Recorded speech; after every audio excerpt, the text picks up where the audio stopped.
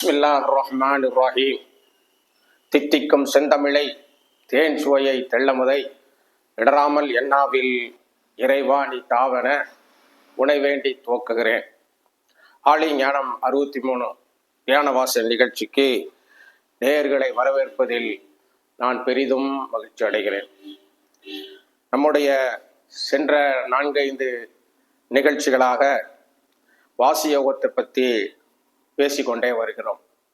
194வது எபிசோட்ல இருந்து இந்த வாசி யோகத்தை பற்றிய செய்திகள் நாம் தொடர்ந்து தண்டு கொண்டு இருக்கிறோம்.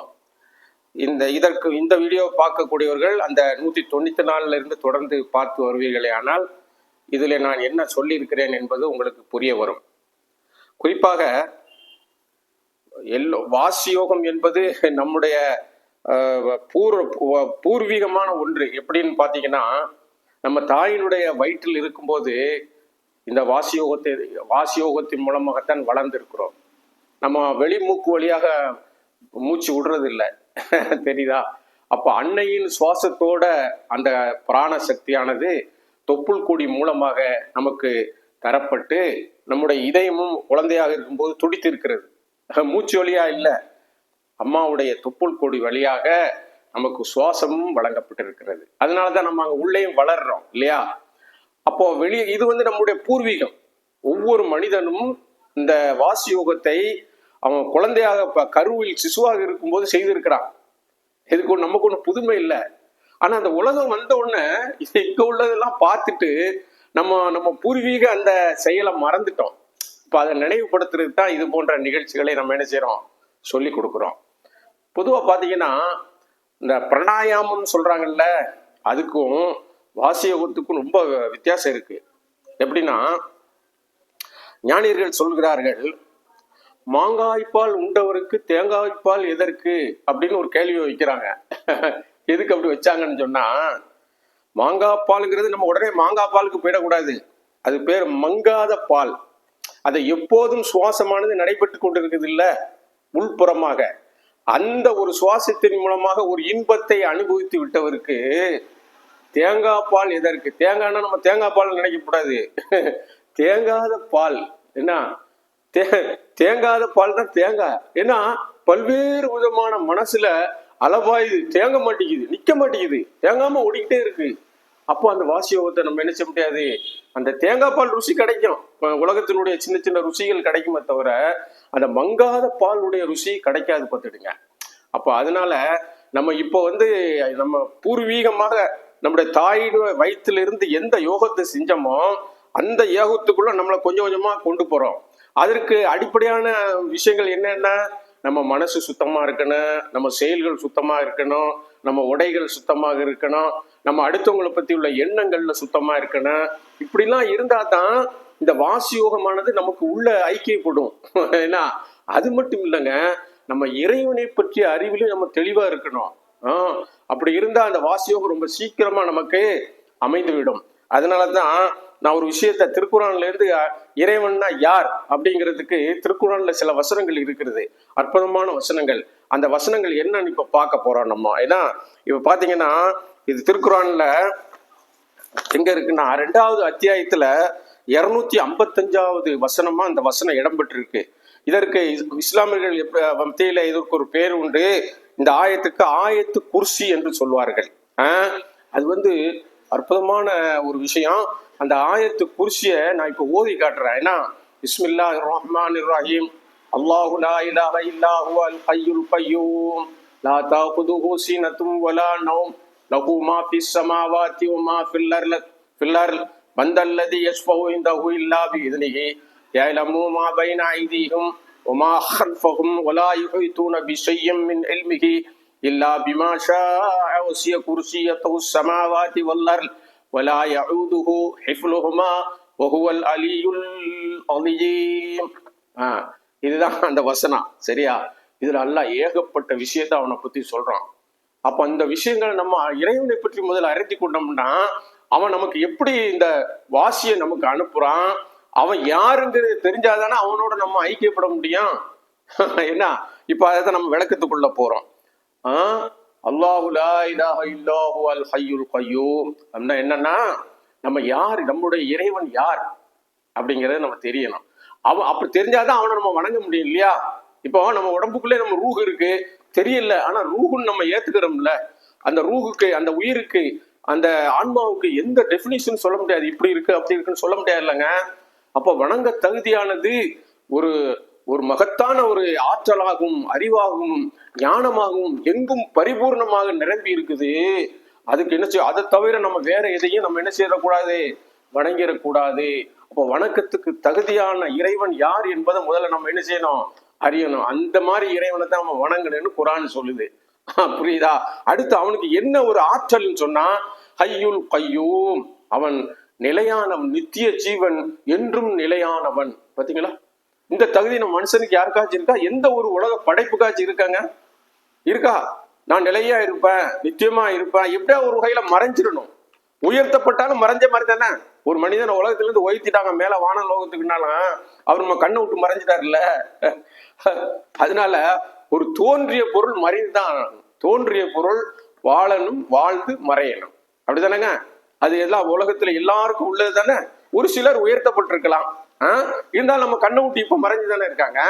அவங்க நிலையா நம்ம முன்ன இல்லையே, அப்படிதானே? அப்ப அல்லாஹ்வுக்கு தான் அந்த தகுதி இருக்கு. எப்படி இருக்கு? எப்பவும் நிலையானவன், நித்தியமானவன், நித்திய ஜீவன், என்றும் நிலைத்திருப்பவன்.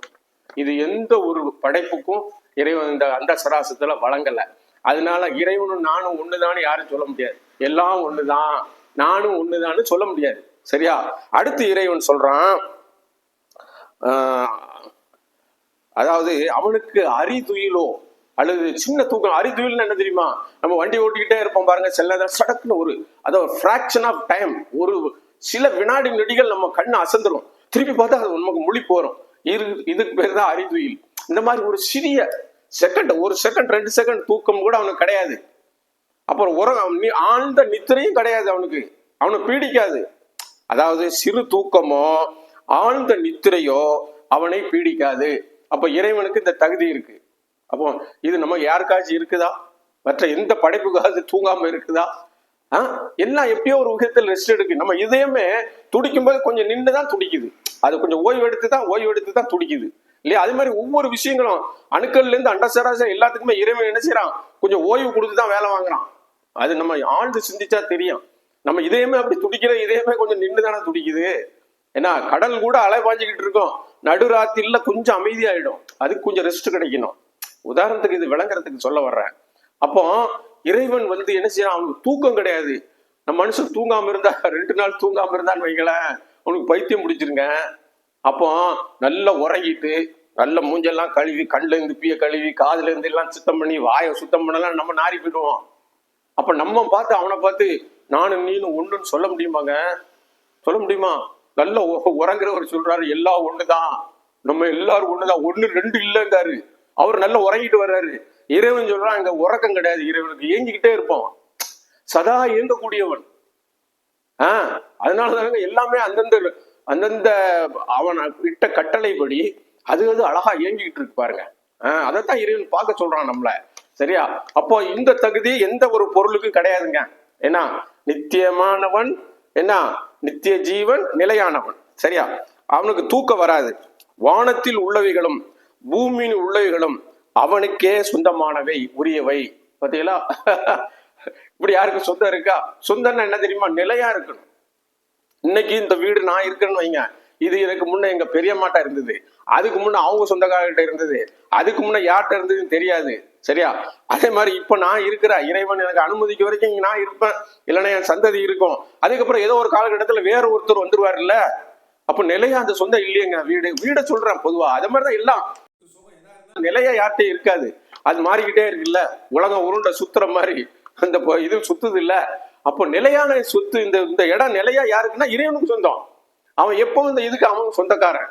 அதான் இறைவன் சொல்றான், நான் வானத்தில் உள்ளவைகளும் பூமியில் உள்ளவைகளும் என அவனுக்கே உரியது, இறைவனுக்கே சொந்தமானது. அப்ப நம்மெல்லாம் யாருங்க? வந்துட்டு போற வழி போக்கணும்னு நபிகள் நாயகம் சொல்லார்கள். நபிகள் என்ன சொல்கிறார்கள்? வந்துட்டு போகிற வழிபோக்கர்களை போல் இந்த உலகத்தில் வாழுங்கள், ஒரு அந்நியனை போல வாழுங்கள். எப்படி சொல்றாங்க? ஒரு அந்நியன்னா எப்படி? நம்ம ஒரு லாட்ஜில் போய் தங்குறோம், அந்த லாட்ஜுக்கு ரூபா கொடுத்து தான் தங்குறான். அந்த லாட்ஜிக்காரரு லாட்ஜ் நம்மளாம் தங்குறான், ரூபா கொடுத்துட்டா அந்த லாட்ஜை நினைச்சபடிலாம் நம்ம சித்திரலாமா, ஏதாவது பண்ணிடலாமா? முடியாது. அவர்கள் கொடுத்த வாடகை நம்ம அங்க தங்கிக்கிடலாமே தவிர அதை பயன்படுத்திக்கிடலாம். பாதகம் அதுக்கு அந்த அந்த சொத்துக்கு எந்த சேதமும் வராம நம்ம என்ன செய்யலாம், அதை அனுபவிச்சுக்கலாமே தவிர அதுக்கு எந்த ஒரு அந்நியனை போலதான் அங்க இருக்குன்னு. சொந்த வீடு மாதிரி அதை என்ன செய்ய முடியாது, ஒரு வாடகை வீட்டுல இருக்க முடியாது. இந்த உலகம் ஒரு வாடகை தாங்க. குறிப்பிட்ட காலகட்டத்துக்கு 60 ஆண்டோ 70 ஆண்டோ அது வயசு சொல்ல முடியாது. 5 ஆண்டுலயும் முடியலாம், 50 ஆண்டுலயும் முடியலாம், 100 வயசுல முடியலாம், 120லயும் முடியலாம், பீரப்பா மாதிரி 300 வருஷமும் இருக்கலாம். ஆனா என்ன ஆகும், ஒரு நாளைக்கு இந்த உலகத்தை விட்டு நம்ம மறைஞ்சுதான் ஆகணும் இல்லையா? அப்ப சொந்தங்கிறது என்னன்னா இறைவனுக்கு தான் எல்லா சொந்தம் நம்ம உணர்றதுதான் மிக மிக முக்கியமானது.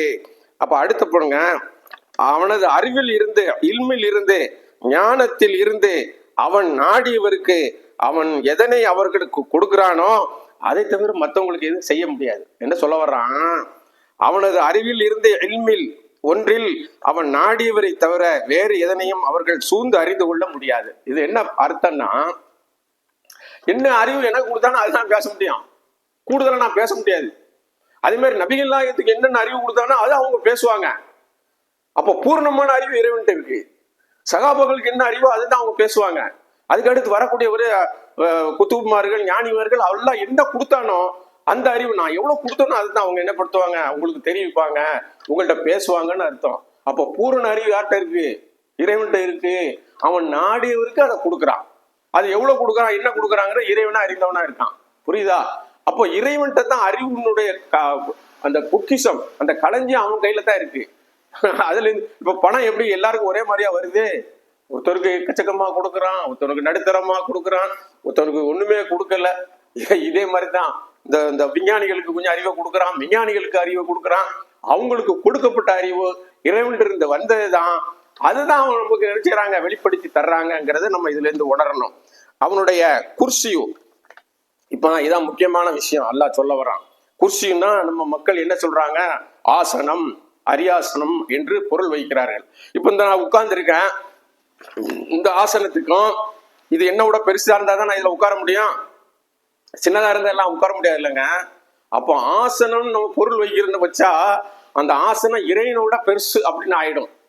அப்ப அல்லாஹ் அக்பர் சொல்றது அர்த்தம் இல்லாம போயிடும். அது என்ன அர்த்தம்னா, அவனுடைய ஆளுமை, அவனுடைய வல்லமை, அவனுடைய ஆட்சி அதிகாரம் அப்படிங்கிறது தான் அங்க குர்சியு அப்படிங்கிற அந்த அரியாசனம். அதுலதான் அவனுடைய அந்த அரசாட்சி நடந்துகிட்டு இருக்குன்னு அர்த்தம். அப்படிதான் நம்ம எடுக்கணும். குர்சின்னு எடுத்து அந்த மாதிரி சேர்ன்னு எடுத்துன்னு வைங்க, ஒரு பெரிய அறிஞர் உட்கார்ந்து காட்டினாரு, அல்லாஹ் இப்படிதான் அரசுல போய் உட்கார்ந்தாண்டு. அப்போ அந்த இல்மு, அல்லாஹ் பத்தி இல்முல நம்ம குறை வைக்க கூடாதுங்க. அல்லாஹ் எல்லாவற்றையும் மிஞ்சி இருப்போம். பின்னால நான் அடுத்தால சொல்றான் பாருங்க, அல்லாஹ் பத்தி அறிவை பத்தி சொல்றான். அப்போ அந்த நம்ம அரிசியில அவன் போய் உட்கார அந்த ஆட்சி அதிகாரம் இருக்குல்ல, வானத்தையும் பூமியும் சொந்தமாக்கிக்கிட்டு அவன் எல்லாத்தையும் அரசாட்சி பண்றானா, அந்த மாதிரி அரசாட்சி யாராவது நம்ம பண்றோமா? நம்ம எல்லாம் ஒண்ணுதான் சொல்றோமே. நம்ம வீட்டே அரசாட்சி பண்ண முடியலையே, நம்ம தெரு அரசாட்சி பண்ண முடியலையே, நம்ம மாவட்டத்தையோ மாநிலத்தையோ எதையுமே நம்மளால கட்டுப்படுத்த முடியலையே. நீங்க சொல்ற எல்லாம் ஒண்ணுதானா? ஒண்ணுன்னா நீ அந்த பவர்ல இருக்கணும்ல, எல்லாம் ஒன்றே இருக்கணும்ல. ஒண்ணுல இருந்து வந்தது ஒண்ணுதான்னா அல்லாஹ்ட்ட இருக்கக்கூடிய அந்த சிஃபத்துகள்லாம் ஒன்றை இருக்கணுமே. ஏதோ கொஞ்சம் கொஞ்சம் துளியா தந்திருக்கான், அதை வச்சுக்கிட்டு நானும் அது ஒண்ணுதான் சொல்லக்கூடாது. சரியா? அதனால இன்னொரு விஷயத்த எனக்கு அல்லாஹ் சொல்றான். என்ன சொல்றான்னா, அவனுடைய குர்சியு ஆளுமை இருக்குல்ல சொல்ல, அதிகாரம், வல்லமை, ஆட்சியின் அந்த அந்த ஆட்சியின் முழுமை அது யார்கிட்ட இருக்குன்னா, அது எப்படிப்பட்ட அந்த குர்சி எப்படிப்பட்டதுன்னு அல்லாஹ் சொல்றான். அது வானங்களையும் பூமியையும் அடைய வளைந்து கொண்டிருக்கிறது. என்ன சொல்றான் பாருங்க. இது யாராச்சும் வானத்தை அளக்க முடியுமாங்க? அதையும் தாண்டி இருக்கு, அது எல்லையற்று இருக்குன்னு சொல்ல வர்றான் அல்லாஹ். அப்ப இது ஒரு குர்சின்னா ஒரு கணக்குல வந்துடும், ஒரு உருவத்துக்குள்ள வந்துடும். அப்ப எந்த உருவத்துக்குள்ளும் அவன் அடைபட மாட்டான். எல்லா வடிவங்களையும் எல்லா உருவங்களையும் தருகின்ற இறைவன் தனக்கென்று எந்த வடிவத்தையும் எடுத்துக்கொள்வதில்லை. அதான் ஆச்சரியமான விஷயம். எல்லாத்தையும் படைக்கிறான். அருவத்திலிருந்து சொரூபத்தை கொண்டு வர்றான், பிறப்பு. சொரூபத்திலிருந்து அருவத்தை நோக்கி திருப்புகிறான், அதான் இறப்பு. இந்த ரெண்டுக்கு இடைப்பட்டதுதான் நம்ம வாழ்க்கை. அப்போ இந்த அருவத்திலிருந்து சொரூபமும் சொரூபத்திலிருந்து அருவமும் அவன் நடத்தி கொண்டே இருக்கிறான். இயக்கம் நடந்து கொண்டே இருக்கிறது. சூரியன் உதித்து மறைந்து கொண்டே இருக்கிறது. ஒவ்வொரு கோள்களும் அந்தந்த படைப்புகளும் அதன செயல்களில் செயல்பட்டு கொண்டே இருக்கிறது. மனிதன் தான் உலகத்துல பராக்காகி போயிட்டான். இறைவனை பற்றி சிந்தனை இல்லாமல் பராக்காகி போயிட்டான். அது போகக்கூடாதுன்னு அந்த ஆயத்து நமக்கு சொல்லுது. அடுத்து பாத்தீங்கன்னா, இந்த வானத்தையும் பூமியும் பாதுகாப்பது என்பது எந்த சிரமத்தையும் அவனுக்கு உண்டாக்காது. இப்போ நம்ம ஒரு கடை நடத்தணும், நமக்கு எத்தனை சிரமம் இருக்குங்க. ஒரு ஒரு ஒரு குழுவை நடத்துறாந்தா எவ்வளவு சிரமம் இருக்கு, ஒரு ஆட்சி செய்யறாந்தா எவ்வளவு சிரமம் இருக்கு. இந்த சிரமம்லாம் இறைவனுக்கு கிடையாது. இவர் தான் நம்மளுடைய இறைவன். எந்த சிரமம் எல்லாத்தையும் எழுதாம பார்த்தீங்களா, அவன் தான் நம்முடைய இறைவன். இந்த வானத்துக்கும் பூமிக்கும் சொந்தக்காரனா இருக்கான் பார்த்தீங்களா, அவன் தான் நம்முடைய இறைவன். ஏன்னா தூங்காம இருந்து எல்லாரையும் செயல்படுத்துறான் பார்த்தீங்களா, எல்லா காரியங்களையும். அவன் தான் நம்முடைய இறைவன். நம்மளை தூங்க வைத்துட்டு நம்ம தூங்குறோம். அவனுடைய அந்த ஒரு அவனுடைய அந்த அதிகாரத்தினால், அறிவாலயம், அவனுடைய சக்தியால, யுக்தியால என்ன செய்யறான், நம்ம இதயத்தை துடுக்க வச்சு நம்மளை அவன் தூங்காமல் இருந்து நம்மளை தூங்க வைக்கிறான் பார்த்தீங்களா. அவன் எங்க அவனுக்கு ரெஸ்ட் இருக்கு? அவன் ரெஸ்ட் இல்லாதவங்க. அப்போ மனிதன் அவனை நம்மளை சமமா வச்சு எந்த மனிதனாலையும் பார்க்க முடியாது. அதனால்தான் நபிமார்கள் தன்னை நபி என்று சொன்னார்கள், அடிமை என்று சொன்னார்கள். ஏன்னா இப்படி நிறைய சொல்லலாம். சகாபாக்கள் நான் நபியுடைய அல்லாவே அறிந்து நபியுடைய தோழர்கள் என்னார்கள். நபியுடைய குடும்பத்தார் நாங்க அகலில் வைத்து அல்லாஹ் அறிந்த நபியுடைய குடும்பத்தாரை சேர்ந்தவர்கள் இருந்தாங்க. ஒலிமார்கள் என்ன சொன்னாங்க, அல்லாவுடைய நேசர்கள் இருந்தாங்க. குத்துபுமார்கள் நாங்க, அல்லாஹ் எனக்கு கொஞ்சம் தரஜாவை கூட தந்திருக்கான், நாங்க குத்துபுமார்கள் இருந்தாங்க.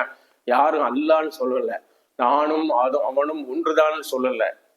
ஏன்னா அந்த மகத்தான ஒரு அந்த அந்த அதிகாரத்தின் முன் யாரும் நிக்க முடியாது. அது அடுத்தால சொல்றான் பாருங்க.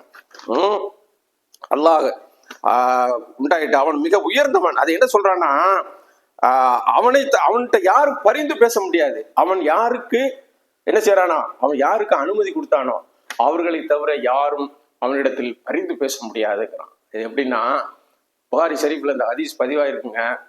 ஒவ்வொரு மக்களும் பரிந்துரைக்காக வேண்டி ஆதா அலைஹிஸ்ஸலாம்கிட்ட போவாங்களாம். ஆதா அலைஹிஸ்ஸலாம் எனக்கு ஏகப்பட்ட பிரச்சனை இருக்குப்பா, இப்ராஹிம் அலைஹிஸ்ஸலாம்கிட்ட போங்க.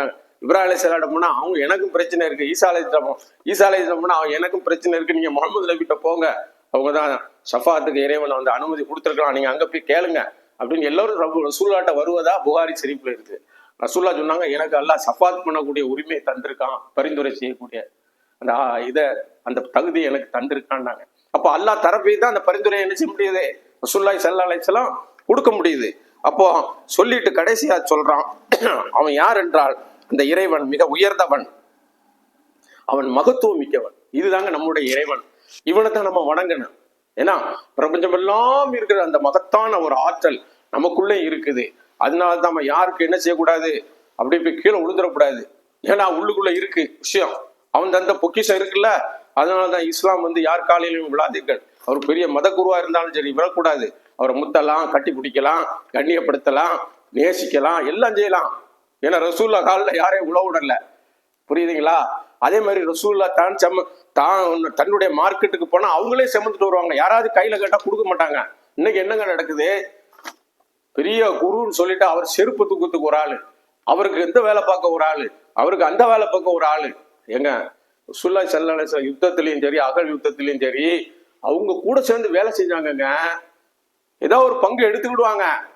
ஏதாவது மக்களுக்கு ஏதாவது வேலை சொன்னா அவங்க விறகையாச்சும் பிறக்கி வந்து கொடுப்பாங்க. அவங்களுக்கு அதுல ஒரு பங்கு எடுக்கணும். இன்றைக்கு யாருங்க இருக்காங்க அப்படி சொல்லுங்க பார்ப்போம்.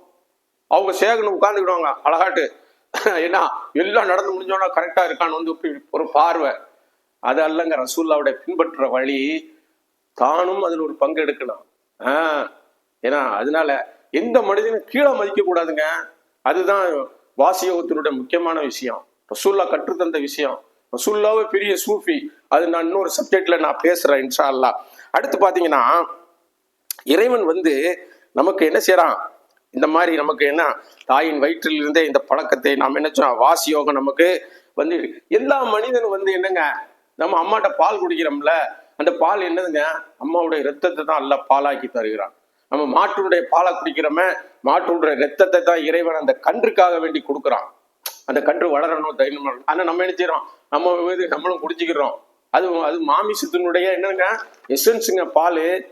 அப்ப எல்லா மனிதனும் நம்ம என்ன செய்யறோம், விரும்பாலையோ நம்ம சாப்பிட்றோம்லங்க, பாலை சாப்பிட்றோம்ல, அம்மா பாலை.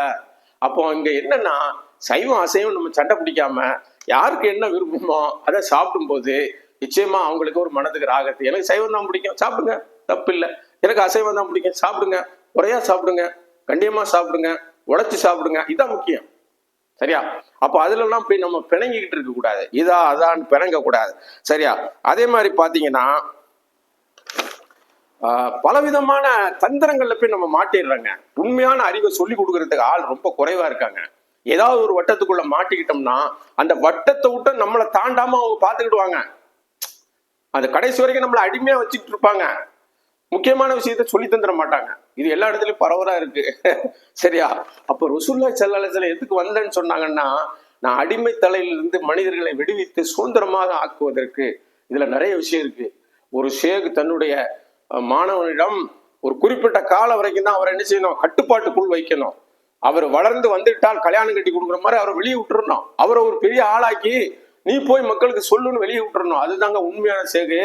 அந்த மாதிரி சேகர் இருந்தா அவரை விட்டுறாதீங்க. நீங்க அவர் கடைசி வரைக்கும் அடிமையா வச்சிருக்க மாட்டார். ஏன்னா ரசூலுல்லாஹ்வுடைய சுன்னத்து விடுதலை பண்றது, அடிமைகளை விடுதலை பண்றதுதான் ரசூலுல்லாஹ்வுடைய சுன்னத்து. அதனால அதெல்லாம் நம்ம கவனத்துல எடுக்கணும். நம்ம யாரையும் டக்குன்னு போய் பிடிச்சிடக்கூடாது. அவங்க நம்மளை எல்லாம் தந்திரமா வளைச்சு வைக்கிறதுக்கு நிறைய எல்லா மதத்திலும் இது இருக்குதுங்க. நீங்க ஒன்றுமா நெஞ்சில கை வச்சு கேளுங்க. அவங்கவுங்க ஒரு சர்க்கிளை போட்டுக்கிட்டு, ஏன்னா ஒரு வருமானத்துக்கு வழி தேடிக்கிட்டு தன்னை ஒரு பெரிய இடத்துல வச்சுக்கிட்டு, ஏன்னா அந்த மாதிரி அவங்க பண்ற செயல்களை நம்ம பார்க்கும்போது இந்த வாசியோகம் தெரிஞ்சவங்க கண்ணீர் வடிக்கிறாங்கங்க. ஆமாங்க, எல்லா மக்களையும் இப்படி செய்றீங்களே, நல்லதா? அவங்களுக்கு வழிகாட்ட மாட்டீங்களா? நீங்க உங்களுக்கு முதல்ல வழியை நீங்க தெரிஞ்சிருந்தா தானங்க காட்ட முடியும். அப்படி வழி தெரிஞ்சவர் கண்டிப்பா மற்றவங்களுக்கு வழிகாட்டுவாருங்க. அதான் முக்கியமான விஷயம் என்பதை தெரிவித்துக் கொள்கிறேன். அதே மாதிரி தான் அந்த வானத்தை பத்தி நான் ஏற்கனவே உங்களுக்கு சொல்லியிருக்கேன். என்ன சொல்லியிருக்கேன் பாத்தீங்களா? இந்த வானத்துல பறவை எப்படி பறக்குது பார். அது எப்படிங்க, சந்திரன், பூமி, பூமியெல்லாம் எவ்வளவு பெருசுங்க, இட சுற்றளவு எவ்வளவு கிலோமீட்டருங்கிறாங்க. அங்க பாருங்க, 24,000 என்ன அந்த சுற்றளவு மட்டும் 24,901 மைல், 0.461 மைல் இருக்குங்கிறாங்க. ஏன்னா அதை 5.96 டில்லியன் அதுக்கு சொல்றாங்க இங்கிலீஷ்ல. அது கணக்கிட முடியாது. அதாவது அது கிட்டத்தட்ட 20-21 சைபர் வருது. இந்த 4 ஜிஜிக்கு பின்னாடி ஒரு 21 லக்கணம் வருதுன்னா பாத்துக்கிட்டுங்களேன். அதனுடைய வெயிட் அவ்வளோ வெயிட் இருக்கு. ஏன்னா இதை தமிழ்ல ஆம்பல் அப்படின்னு சொல்றாங்க. இதே ஃபிகர் தான் 5,936 5,973.6 ஆம்பல் அப்படின்னு தமிழ்ல சொல்றாங்க. அப்ப அப்படிப்பட்ட ஒரு பிரமாண்டமான பூமி அப்படியே அந்தரத்துல மிதக்குதுங்க. எப்பமாவது நம்ம சிந்திச்சிருக்கோமா? ஒரு பொருளை அந்தரத்துல நிறுத்த முடியுமா தூண் இல்லாம? அப்போ நம்ம காணும் பொருள் பூமிய ஒரு காணாத பொருள் தாங்கி நிக்குது இல்லைங்க. காணும் பொருள் சூரியனை ஒரு காணாத பொருள் தாங்கி நிக்குது இல்லைங்க. காணும் பொருள் இந்த உடம்பை ஒரு காணாத பொருள் இயக்குது இல்லைங்க. இதுதாங்க நம்ம ஞான வாசியம். இதை சிந்திக்கணும்.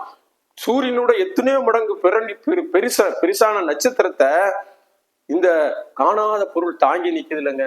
எண்ணற்ற கோள்களை இந்த காணாத பொருள் தாங்கி நிக்குது இல்லைங்க. இந்த ஆகாசத்துக்கு எங்க ஆரம்பம், எங்க நடு, எங்க முடிவுன்னு தெரியலையேங்க. அத்தகைய ஒரு பிரமாண்டமான படிப்பை படைத்தவன் இறைவன் தானங்க. அதை சிந்திச்சு பார்க்கணும்ல. அதனால சொல்றான், நீ பறவை எப்படி பறக்குதுன்னு பாரு. அதை தாங்கி பிடிக்கிறது யாரு?